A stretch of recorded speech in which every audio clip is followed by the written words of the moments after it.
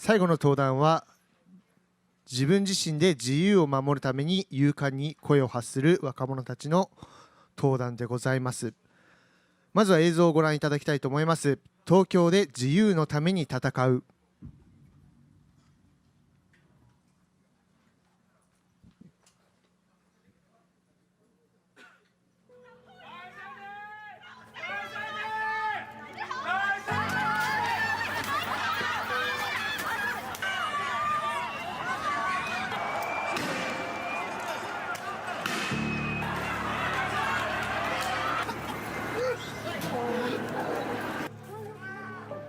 戦場から逃げた、兵士みたいな。釈放されたら日本にとって自分の経験を話そう。どうせ捨てる命だからと思って。我屌邊個咁樣自格啊？開南龜，你個肺壞咗啊！你個腦壞咗啊！為求民主與自由，萬世都不朽。我願榮光歸香港。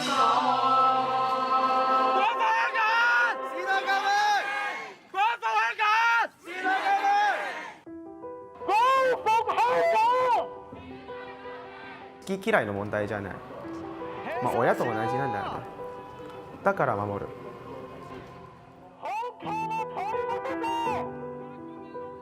日本って私から見るともう本当に20年前ぐらいの香港と同じ。思い出すね、香港。でも絶対優しい国じゃない。特に外部の人にとっては。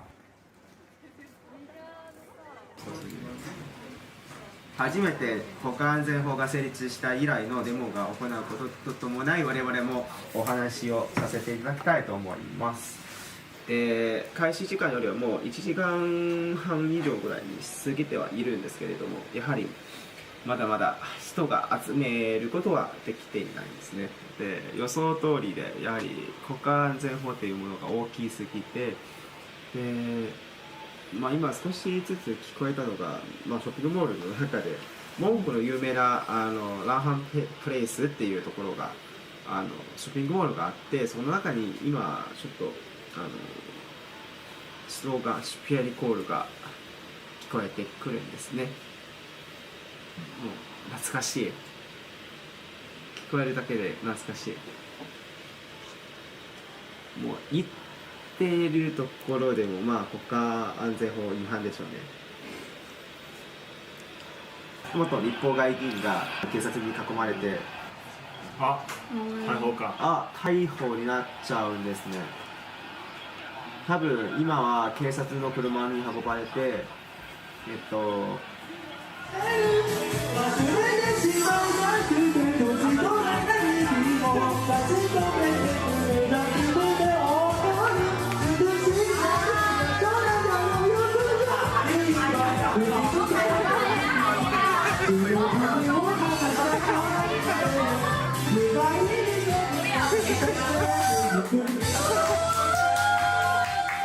いつか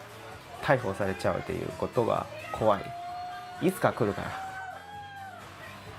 それは本当に。我唔知佢揾咗幾多個啦，首先，但係佢話俾我聽就話，佢揾嘅香港人都拒絕咗咁樣樣咯。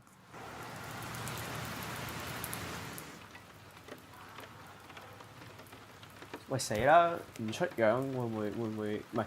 出咗喺聯合國會唔會真係翻唔到香港？優先順位としては、だから自分のやってる今のプライベートのことと会社を少しだけ上にしてもらいたい。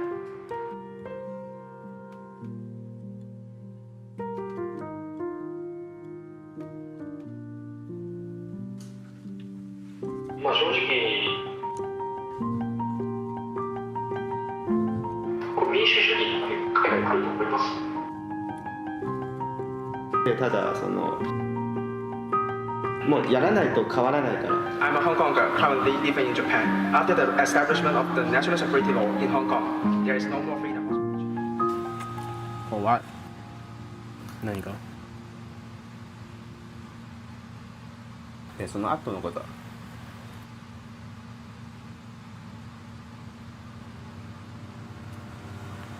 マジで死ぬからね。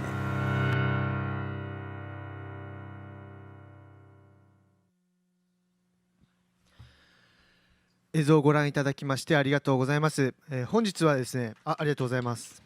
本日は映像に登場していたウィリアムさんが、会場にお越しいただいております。ステージ上までお願いいたします。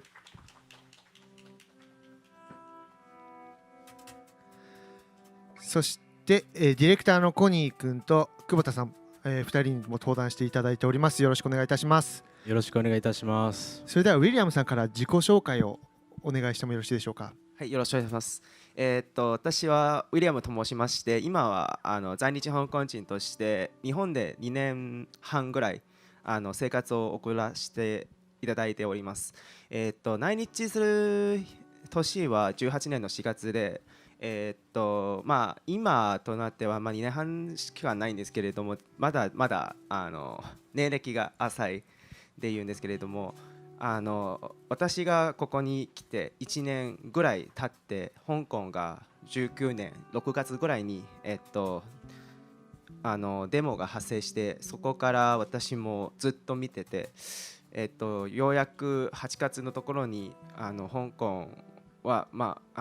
自分の故郷がすごくめちゃくちゃにされていて、ようやく国外にいながらもやはり行動しないといけないなと思い始めて、で今のこういう活動に参加しています。で、さっき映像の中にも入ってた通りで、今は会社員として働いてはいるんです。でまだ今もちょっといろいろ調整をかけてまだ働いてはいます。今は会社員やりながら活動をしていくっていう感じになりますね。そのデモの活動となると、なかなかこう香港の方に帰るっていうのは難しくなってしまうんですかね。そうですね、特に今年の7月1日の国家安全維持法が成立した後で、多分ビッグニュースにもなっていて、皆さんがご存知の方、アグネス・チョウさんとかジョシュア・ウォンさんとかも、国家安全法のシュウデイさんだけ国家安全法の疑惑で逮捕されて、で普通の裁判方法とか全然違くて、で選ばれた裁判官だとか選ばれたところでしか裁判できなくて、そしてその中身も傍聴ができなくて、でただ判決の結果がしか分からなくて、で何もかも分からない状態で判決されるっていうところが怖くて、でやはり1年2年の監禁収監ではなくて、やはり10年あるいは終身刑になる可能性、いわゆるそのまま亡くなる可能性もありますので、やはり普通の人にとっては、私にも含めてやはり怖いと思いますね。特にこの戦争のない時代でいきなり命が失うという恐怖がやはりあると思います。今年はコロナの影響で、実際を言うとその死亡っていうものがそんなに遠くなくなっていくっていう感じはするんですけども、でもやはり自分にこういう殺しに来るっていうことが来たら、やはり恐怖は絶対あると思いますよね。ありがとうございます。それこそディレクターのコニーさんはウィリアムさんとコンタクトを取ったきっかけだとか、どういったコミュニケーションを取られてたんですか？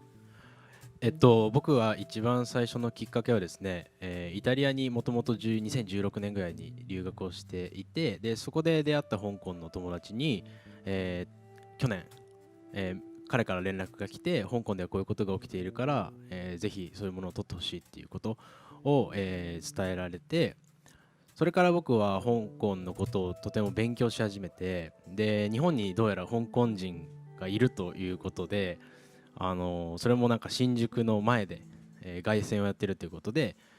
ちらっと僕が見に行ったところで、ウィリアムと出会って、でウィリアムがその時にとても羨ましいってっていう話をしていて、で何が羨ましいのかっていうと、日本の若者は選挙権があるのにそれをなんか行使しない、選挙権があるのに行きもしないし、我々は選挙権さえないんだっていうことを、叫んでいて、それがものすごく僕にとってはこう衝撃的で、もう一つは、これはウィリアムの口から言った方がいいのかも本当は分かんないですけど、自由は空気みたいだからなくなるまで気づかないんだっていうことを、言ってて、それがものすごい僕にとっての衝撃で、この人は本当に何言ってるんだろうっていうことを僕と同じ年齢ぐらいの若者が香港では戦っているっていうことで、取り始めたっていうのがきっかけですね。ありがとうございます。それこそデモの活動等はまたちょっと後ほど細かくお話を伺いたいと思ってますので、ちょっと次にですね、別の登壇者の方のご紹介もさせていただきたいと思います。少々お待ちください。続いてはですね、モンゴルでも同じように声を発している、方がいらっしゃいますので、その映像をご覧いただきたいと思います。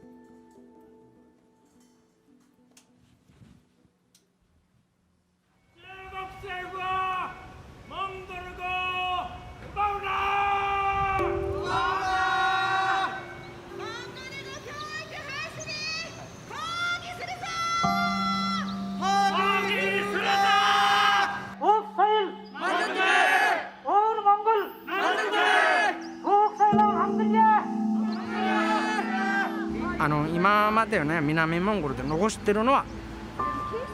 言語だけ、あとは中国人に全部追われたんです。これを言語だけを守りたいです。すごく幸福感感じます。リスクも高いかな、帰ったらまた捕まれるかなというリスク。でも私の場合は中国の法律以内に自分のモンゴル語を守っているから、これは中国何言ってもゼロ、無視という感じで。例えば想像してください。日本人の方が、子供が小学校でいきなりじゃあ今日の授業中国語で教えます、日本語は第二言語ですっていうのがすごくおかしい話。香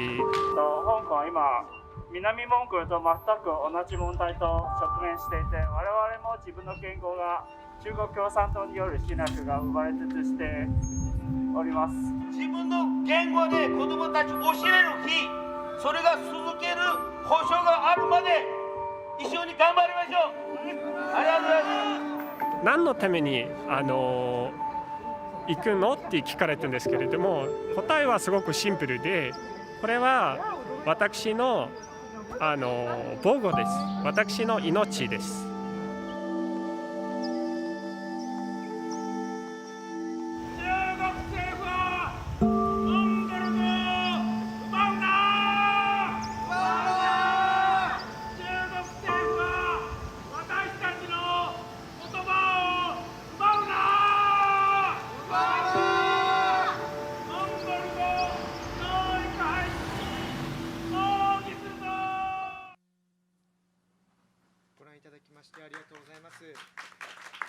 ご覧いただきましてありがとうございます。それでは映像に登場しておりました、ジャルガルさんに前に出てきていただきたいと思います。すみません、ありがとうございます。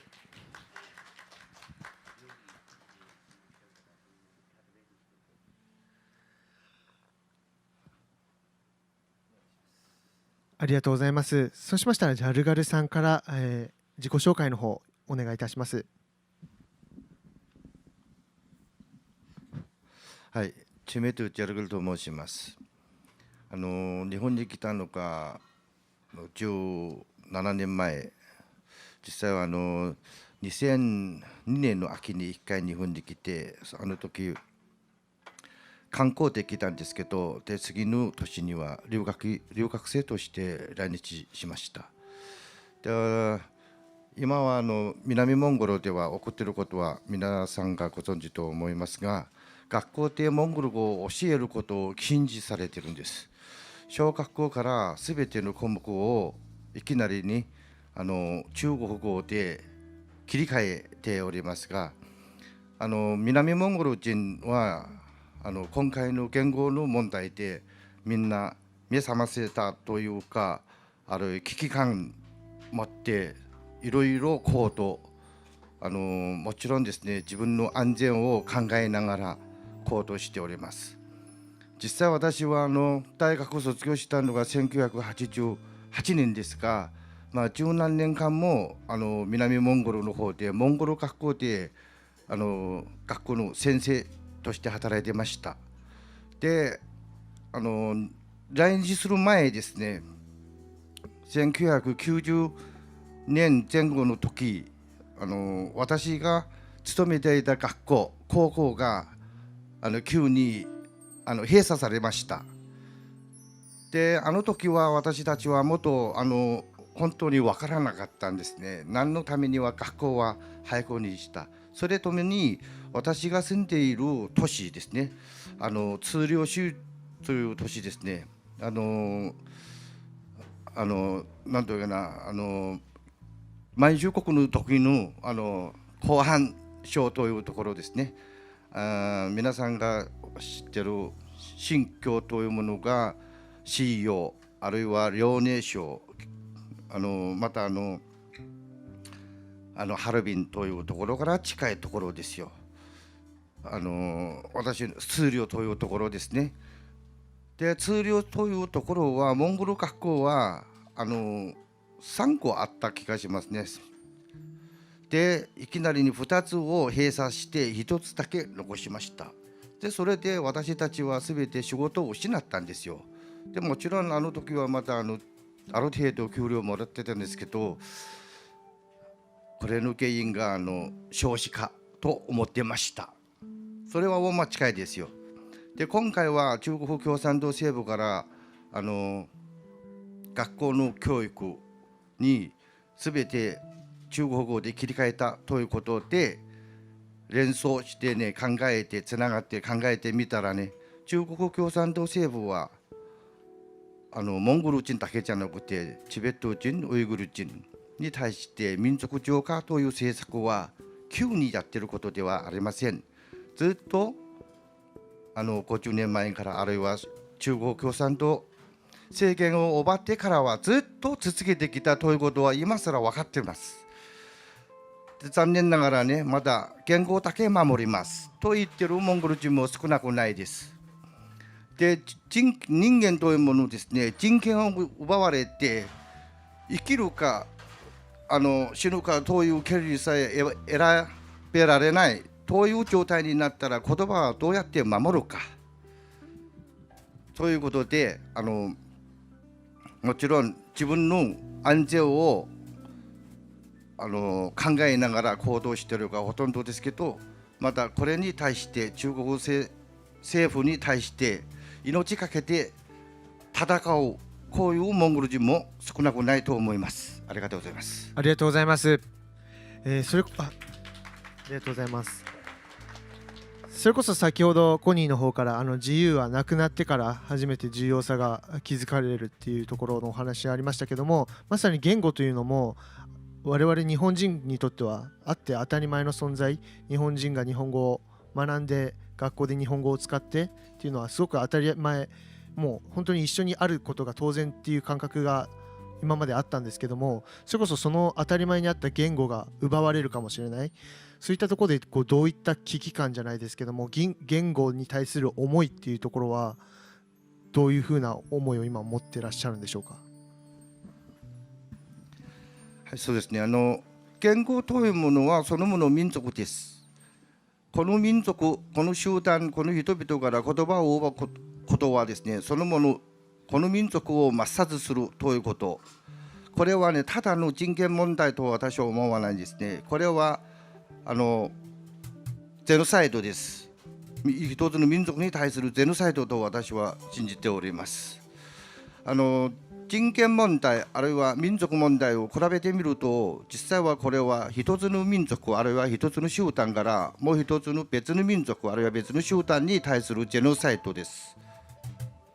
あありがとうございます。力強いメッセージを発していただきました。また、活動に関しては改めてお伺いさせていただきたいと思います。続いてもう一つですね、映像を見ていただいてご紹介をさせていただきたい方がおります。まずは映像をご覧いただきたいと思います。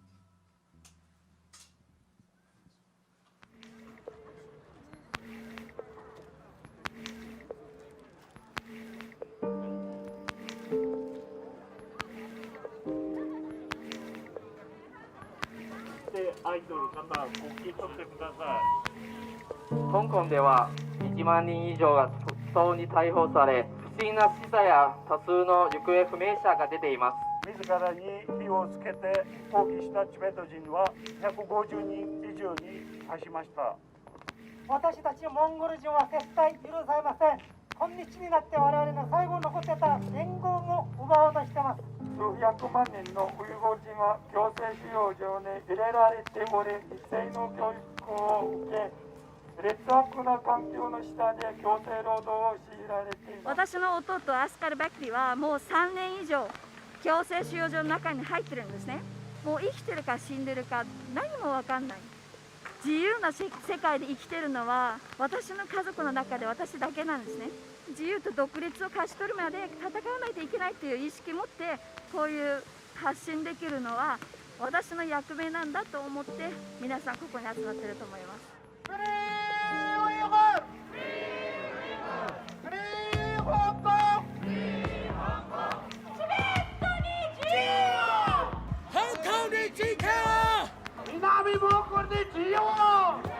前はですね、こういったイベントはですね、各団体がそれぞれの形で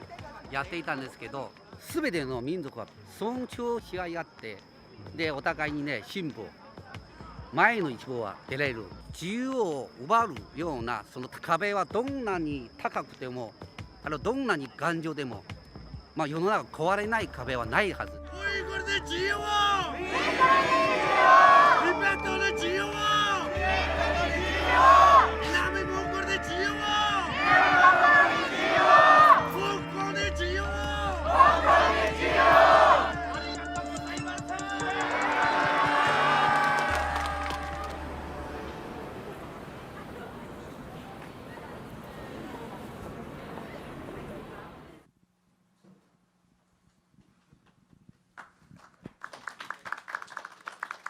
ご視聴いただきましてありがとうございます。それでは、早速紹介させていただきます。会場には、王さん、そしてエズズさん、そしてムハラムさんにお越しいただいております。ステージ上までお越しいただけますでしょうか。ありがとうございます。ありがとうございます。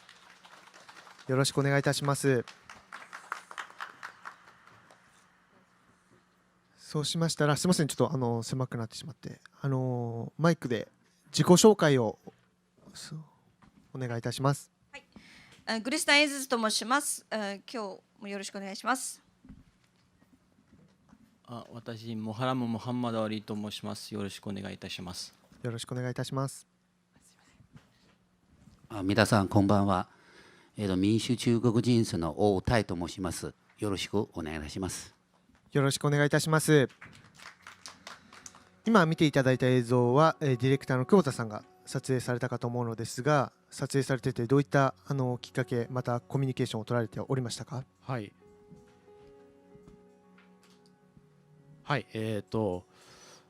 一番初めに、友人のコニーが、香港とかのドキュメンタリーを作っていて、で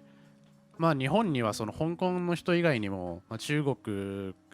から、故郷から逃れている人々が、たくさんいるのは知っていたので、デモがあると聞いたので、普段はなかなか一緒に連帯してデモをするっていうことがあんまりないって聞いたんですけど、これまでは、それがみんな団結し始めていると。それって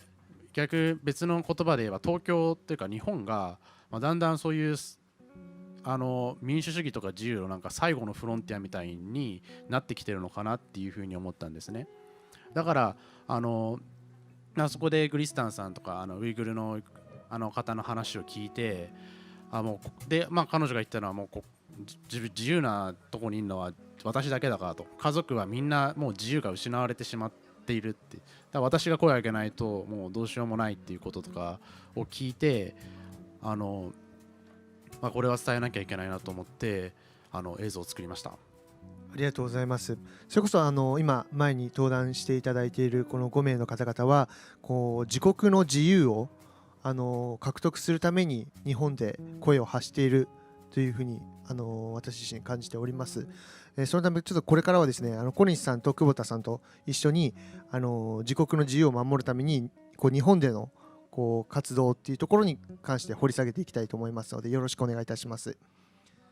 それじゃあまず久保田さんから改めてこの場で今 YouTube で視聴してくださっている方も多くいらっしゃると思うんですけども、この日本でこういった活動をされている方っていう形でどういったことを議論されたいかっていうところをちょっと提言していただければと思います。はい、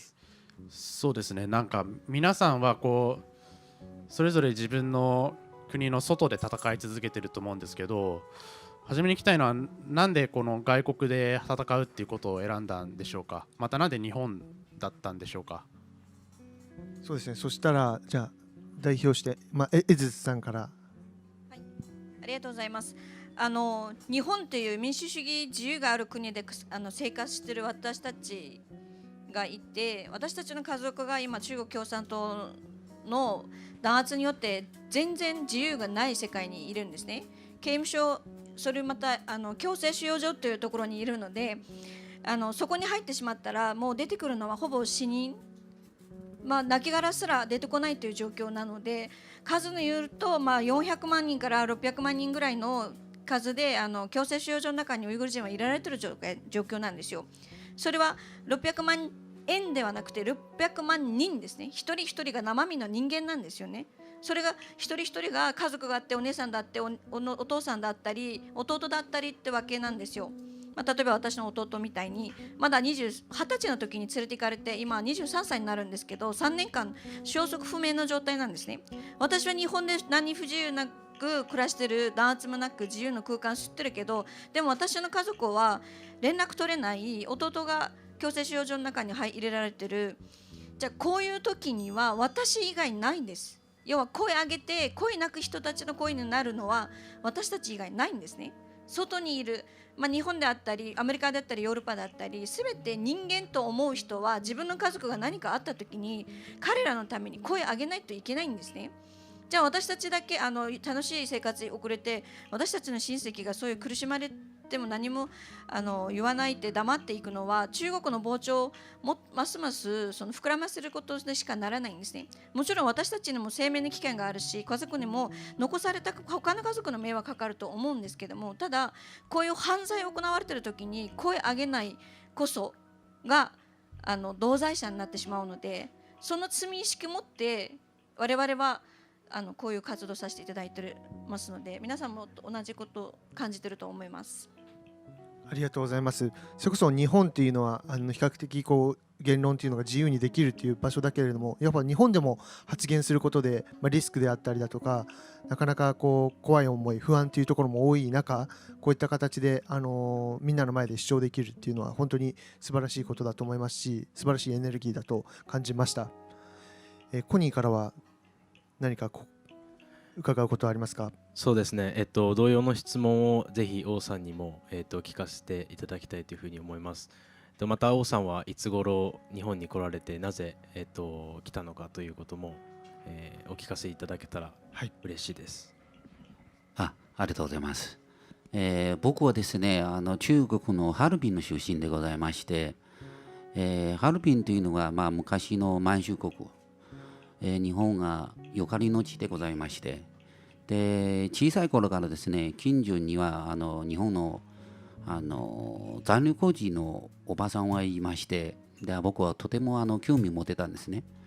で本来ならば88年の留学生として留学するの見込みはありますが、まだ大学に入っている途中でございまして、日本と違って向こうのその卒業時期というのは毎年の6月なんですね。で結局次の年の89年6月頃に卒業してから日本に留学する予定は立ったんですが、ご存知のように89年の7月の月末頃から中国ですね、北京を中心として学生運動がありました。でその年にですね、やはり北京は面のなんていうの、戦場みたいなところになったんですが、実際は中国各地の主要都市はですね、すべて学生がそういった運動をですね参加するような形になってるんですね。それ他にですね、市民も学生の運動に応援する形で中国各地で展開してるんですね。で僕はちょうど中国ですね、瀋陽とハルビン、そしてその後北京にもそういった現場にも行っておりまして、一応3カ所でそういった学生運動はですね全部参加した。ただ一応日本に留学する見込みがありまして、で64のその大虐殺事件があった後にですね、7月の15日日本にようやくたどり着くことができて、でもし出れる前にずっと中国にいたら多分後始末で、仲間たちはそういったひどい面を遭うことがもう全部しておりましたんですね。で日本に来てから盛んにですね、当時の在日の中国人は中国大使館の前に約2万人規模ぐらいと、そういったデモもあったんですね。自然に私もそういったデモを参加するようになったんですね。ただ時間の流れによってですね、大戦から退いて他のことをやるように、あるいは共産党の立場になってしまう人間もいます。それがいろんな原因もございますが、天安門事件の後ですね、皆さんは知ってるだと思うんですが、世界各国ですね、今のその中国共産党政府に対して経済制裁を実施した。ただ今でもちょっと私は思っているのはちょっと残念なことがありまして、日本政府海部の政権の時に真っ先に西側諸国の中にまずその経済制裁を解除したんですね。で今の中国の経済の発展というのは日本のおかげになるだと私は強く信じています。で結局経済的に発展してから共産党政府はですね、まずはですね、反対派陣営の人間はまず自分の発言するできるところはまずは中国国内には全くない。そして今日のデモにも一応言ったんですが、今の共産党政府が、世界一の党でございます。莫大のその資金を使って、そしてハイテクなその技術を使ってですね、反体制派のその人々にね、今まで監視、追跡、そして脅迫、拘留、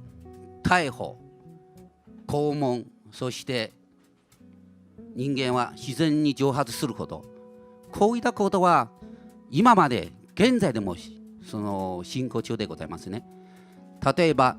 当時の天安門事件のリーダーたちが一時的に出られない人間は国内でですね逮捕されて刑務所の中に入れたんですけども、でもアメリカ政府のそういったその圧力によって、じゃあその人は病気治療のためにですね一旦中国から追い出すこと、要は中国国内でこういったことをやるなっていう、そういった仕組みを今中国共産党は仕組んでるんですね。ですから反体制陣営というのは私たちみたいに中国から出て民主化国家の中にですねこういった民主の土壌がございまして、その土壌を借りて中国の民主化運動を目指して各国でこういった活動をやっております。以上でます。ありがとうございます。それこそ本当に日本で声を発する意義っていうところがお話しいただけたと思っております。ありがとうございます。ありがとうございます。今そのように、先ほどおっしゃったように巨大なとおっしゃってたと思うんですけれども、自分たちの一つの、目的のために共同して、共に戦うということを今、なさっている、少し前まではなかなかそういうことがなかったという話だったのですが、その中でも、独立派であったりとか民主派であったりとか、そうした少しの意見の違いで、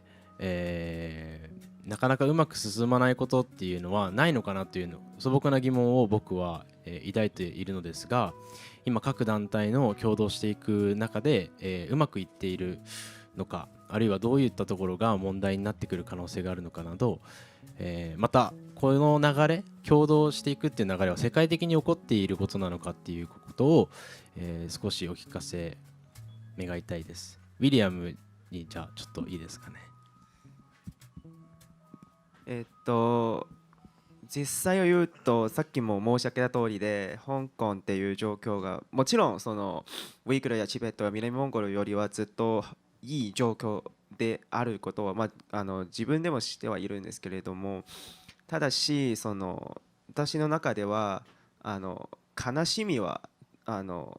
重さはないと思いますよね。悲しいことは悲しい。なのでそれを解決したいのが人としてやるべきことであって、でもちろんその悲しいことがあったら最初押し込むかもしれないですし、そして自分を立ち上がるために少し時間が必要、そして自分の主張も強くする傾向はあると思いますよね。ただし自分の主張もはっきりして、そして落ち着いたらやはり自分以外のことが考えられるようになり、そして初めてこの日本でも同じく苦しんでいる人はいて、そして自分とも同じ目標が目指している人たちがいて、だからこそ手は一緒に組んで活動していきたいなと思い始めました。それは私からの意見ですね。でやはり香港はまだデモっていうものが実際言うと、去年の6月から始まって、もちろん昔もずっとデモがありますけれども、でもそこから弾圧だとかあるいは警察の暴力だとかははるかに今のところではなくて、極めて平穏な街でしたね。やはりそのさっき言ったチベット、ウイグル、モンゴルと中国に比べたら香港は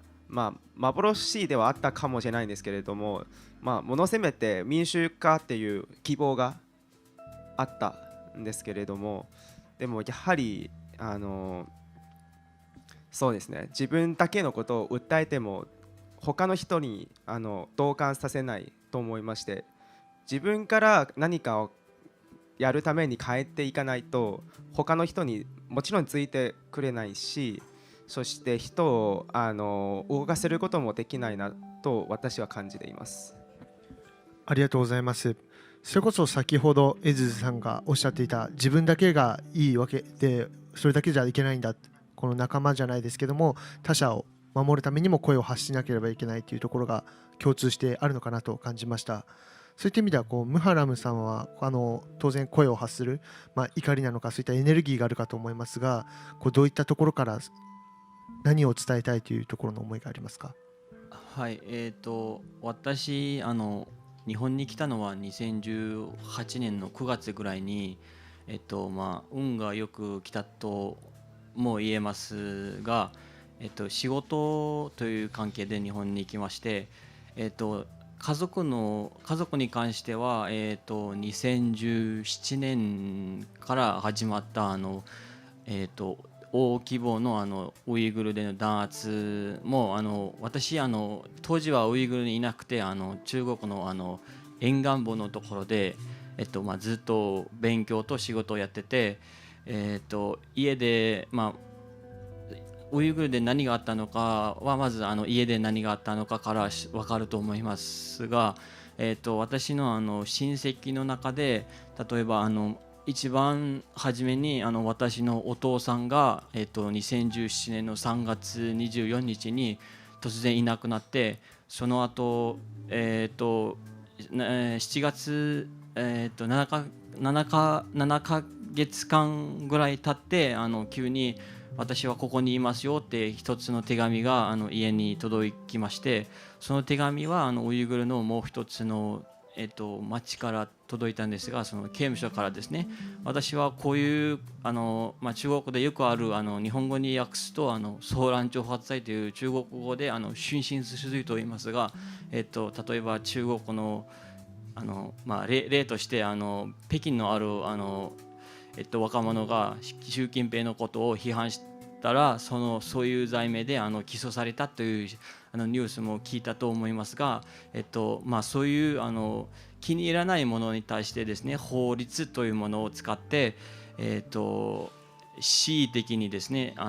突然いなくなって、それで結果だけ家の人に家族の人に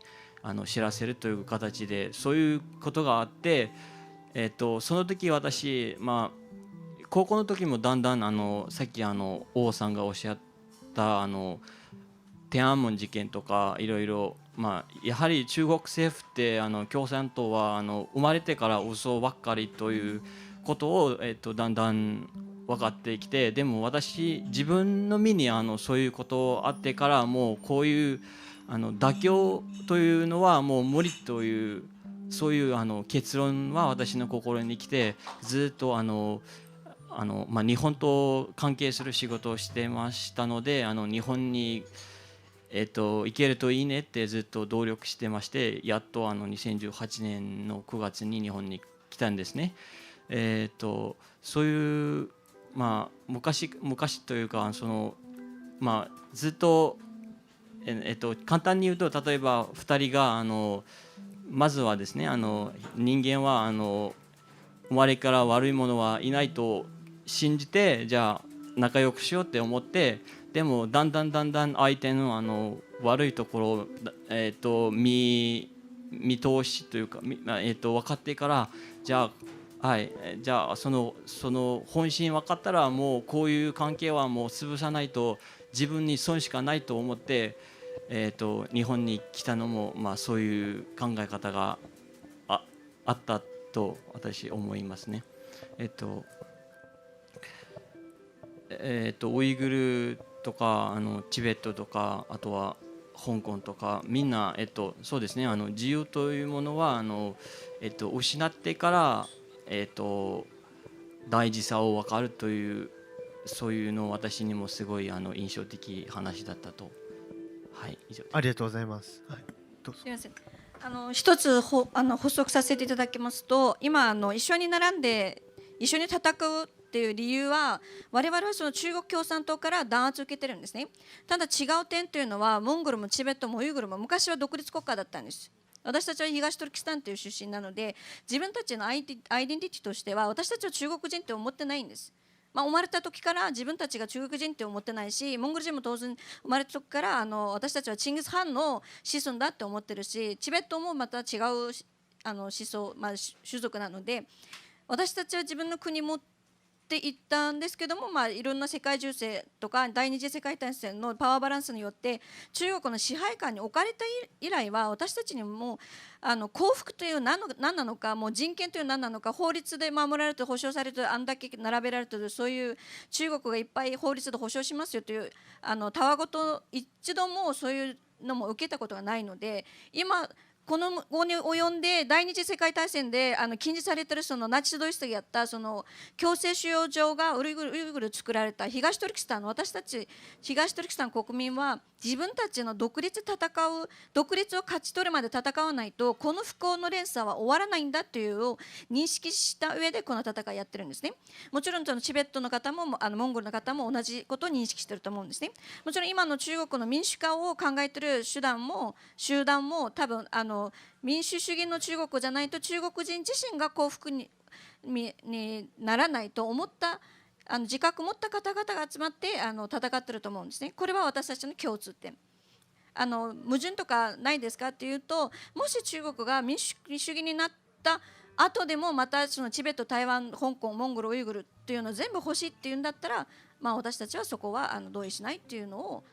もうすでにそういうふうに固まってきてるので、そうさせたのも中国共産党自身なので、もう一つ不思議に思うのは、日本では300万人以上の中国人が暮らしてるんですね。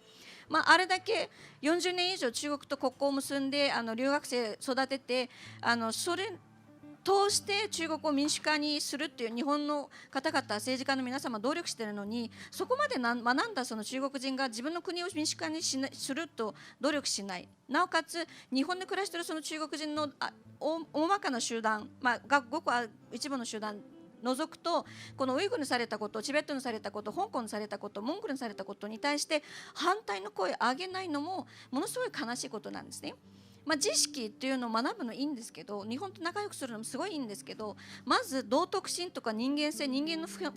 遍的な価値っていうのを身についてない集団にその高い技術とかそういう教えてしまったら、結局私たちみたいに超監視社会とかその強制収容所っていうのが日本でもやってきてしまうので、そこを忘れてぜひ我々の遭遇、我々が身に置かれた状況を皆さんに知っていただいた上で、それを見て対策取っていただきたいということを望んで、今の活動を一緒にやらせていただいているという状況ですね。はい、ありがとうございます。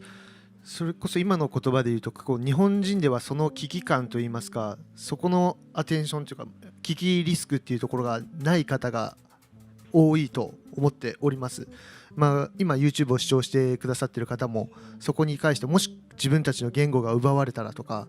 言論の自由がなくなったらっていうところにリスクとか恐怖とか不安を感じている人っていうのは非常に少なく思ってますので、この登壇で初めてもしかしたらっていうところで想像できて、守らなければいけない大切なものなんだっていう自覚がようやく今ここの場で生まれた方も多くいらっしゃると思います。またそうですね、今のことを受けてオさんとかウィリアムさんはどのように考えるのかなっていうのはご意見を聞きたいなと思っていたところでした。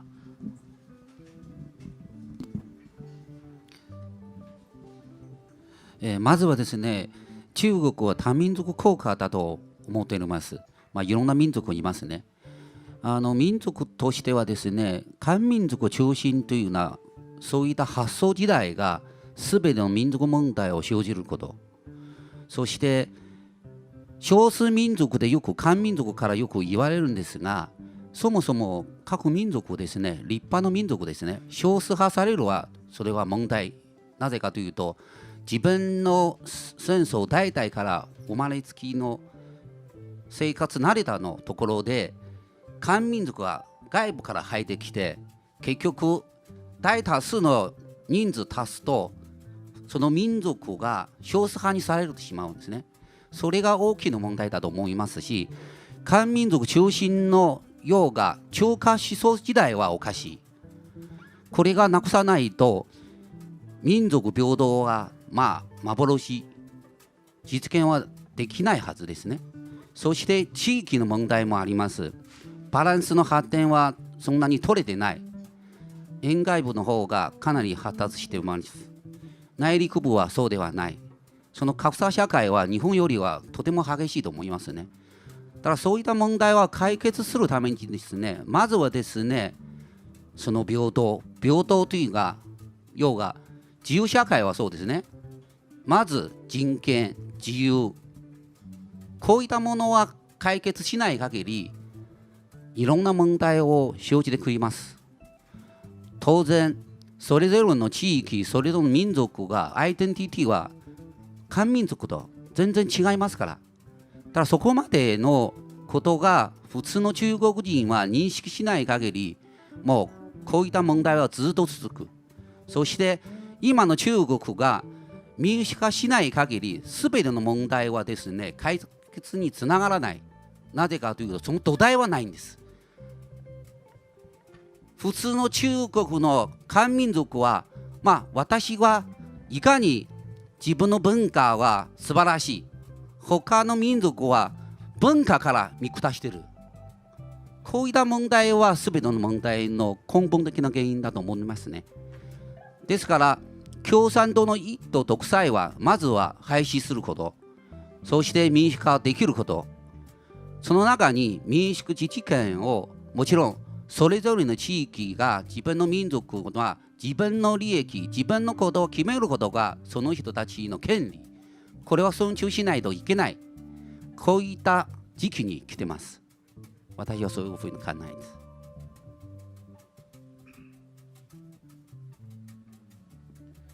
はい、私は一言申し上げたいと思います。さっきクリスタンさんと大谷さんの話はすごく正しいことを言ってると思いますが、中国といってはね、今の中国人が例えば南モンゴルでもまたチベットでもまた香港でももちろんね、南モンゴル、チベット、ウイグル、すべてを中国、自分のものと思っているのがほとんどです。これが近いですよ。南モンゴルはいつから中国の中に入ったんですか。それはね、清朝が滅んだ後に中国が侵略した結果です。同じようにウイグルでも一緒、チベットでも一緒、これは歴史的事実であります。だから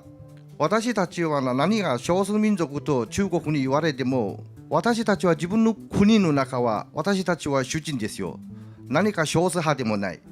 結局今ですね、私たちのふるさとに中国共産党、あるいはね、中華思想を持ってる人たちがいっぱい侵入してから私たちは少数民族と言われるようになりました。これは一つでですね、もちろん中華民国は設立時ですね、五族共和と言われてました。本来今でも中国の中は56民族と言われること、それは作り話です。そんな多くの民族はないんです。中国は漢民族を極端的に大きくして他の民族を分裂していろんなこれで56かあるいは何十個民族が作り出しました。いえばモンゴル民族でもその中ね5個6個分割されてダゴルとかシボとかそういう別の民族を作ったんですよ。本来は同じモンゴル民族、これは皆さんに伝えていきたいんです。ありがとうございます。エズさんも大丈夫ですか。ありがとうございます。すいません。もう一つ足していただきたいのが、大谷さんは大変素晴らしいことを考え方を持っていまして、そもそも人間が平等だと思えないところが問題だって、確かにみんな人間が平等だと思えたらすごい素晴らしいことになるんですけども、ただ今の民主化の結果が例えば中国全部民主主義になりました。でも今の地図のまんまっていうのはありえないんですね。まずイギリスが100年かけて香港を民主主義の地域にしてアジアですごい強い経済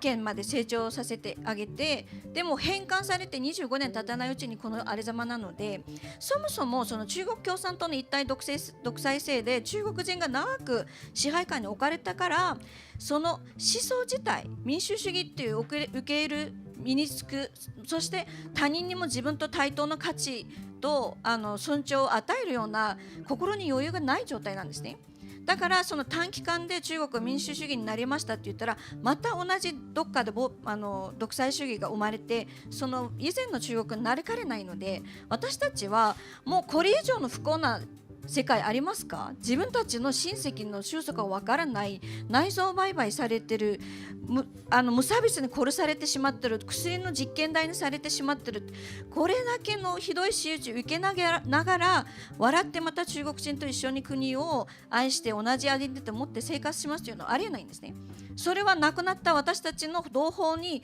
私たちが顔を向けることはできなくなってしまいます。だから私たちは東トルキスタン人だ、東トルキスタンを再度再建するために戦うんだっていうのが我々ウイグル人集団の戦いの目的なんですね。もちろん大谷さんの中国を民主主義に変えますというのを尊重します。それはあくまでも中国人漢民族で民主主義になっていただければ、この世界にも良い影響を与えますし、それは私たちも尊重する問題ですね。ただ我々チベット、ウイグル、モンゴルに対しては私たち自分で決めたいのが独立したい。だから私たち独立するんだっていう意識を持ってこれやってるんですね。そうじゃなければこういう殺される覚悟で自分たちの家族が捕まれる覚悟で国家転覆罪という罪人のレッテルを貼れた状態でこういう危険なところに飛び込まないんですね。どうせ私たちには独立しかないというところまで来てるから、そうさせてしまったから私たちはもう独立するしかない。中国人の民主主義の集団はよく頑張って中国自体を民主主義にしていいんだけど、でもそのテリトリーの地図の中にはウイグルとチベットはモンゴルはないよということを強くメッセージとして発信していきたいと思います。ありがとうございます。ウィリアムさんからも。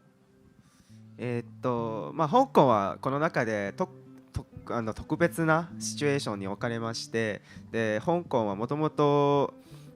イギリス領コロニーだったんですもんね。でそこからずっと100年以上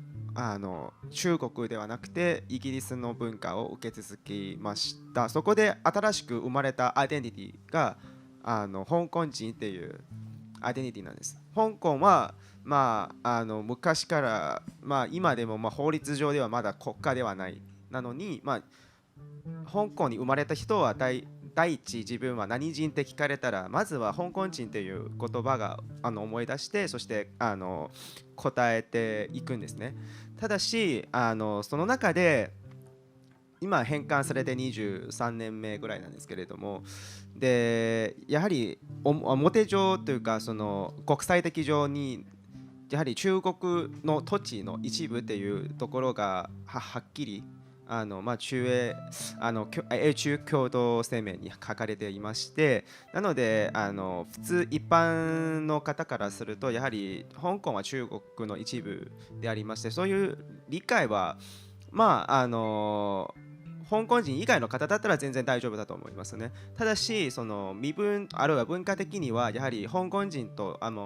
中国人と一定の差がありまして、我々が話している言葉は広東語で言いまして、中国人が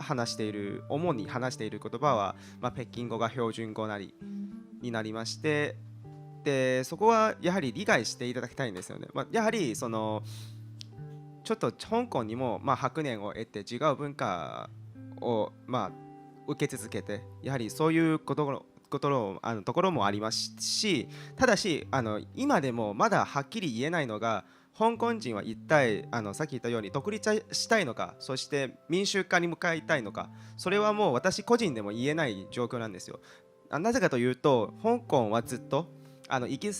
リス領だった時代から今でもその民主制度自体のものがなくて、でそもそも国ではないのでそ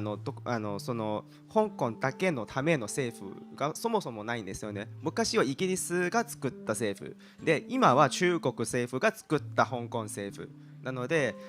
香港人だけのためにの政府がなくて、そしてその政府が